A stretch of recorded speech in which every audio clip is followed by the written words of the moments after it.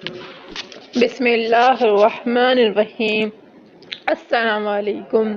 اگر آپ نے الوینا کی داستان کو سبسکرائب نہیں کیا ہے تو سبسکرائب کیجیے اور بیل کے آئیکن کو پریس کیجیے تاکہ ہماری آنے والی نیو ویڈیو سب سے پہلے آپ سب کو مل سکے۔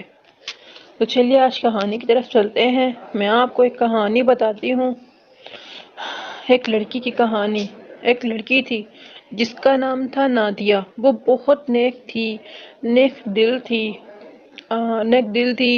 اس کا رشتہ آیا اور بہت جلدی اس کی شادی بھی ہو گئی۔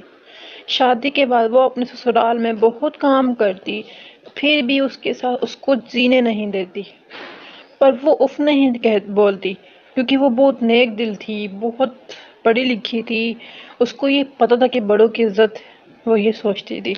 ایسے ہی چلتا رہا، کافی ٹائم گزر گیا۔ ایک دن اس کے سر میں بہت درد ہوا اور پھر اس کو پتہ چلا کہ اس کو دماغ کا کینسر ہے، پر اس نے یہ بات کسی کو نہیں بتائی۔ اس نے بات یہ اپنے دل میں رکھ لی۔ ایسے ہی جب چلتا رہا ایسے ہی چلتا رہا، اس کو جب سر میں درد ہوتا تو وہ کسی سے کچھ نہیں کہتی۔ وہاں ساس نے تانے جاری تھے، ساس کے تانے جاری تھے، اور پھر آہستہ سے ساس نے اس کو بانجھ کہنا شروع کر دیا۔ ایسے ہی شوہر بھی اس سے خفا ہونے لگا۔ ساس نے بیٹے کو کہا تم دوسری شادی کر لو، یہ بانجھ ہے، یہ تمہیں اولاد کی خوشی نہیں دے سکتی۔ وہ بھی مان گیا، اتنا سا پیار تھا اس کا۔ پھر اس نے بھی شادی کر لی اور وہ بھی سے دور ہوتا چلا گیا۔ پھر نادیہ کو کمرے سے بے دخل کر دیا۔ اب وہ کچن میں رہ گئی تھی۔ اب اس کی حیثیت صرف اتنی تھی کہ بس کچن میں رہتی تھی، سارا دن وہ کام کرتی اور رات کو کچن میں اسے سونے کے لیے جگہ ملتی۔ اب اس کو کوئی نہیں پوچھتا تھا۔ ایسے ہی ایک دن اس کے سر میں بہت درد ہوا۔ اس نے سب کو بہت آوازیں دی اور اس کی آواز کسی نے نہیں سنی، کیونکہ سنتا بھی کون، کوئی تھا ہی نہیں۔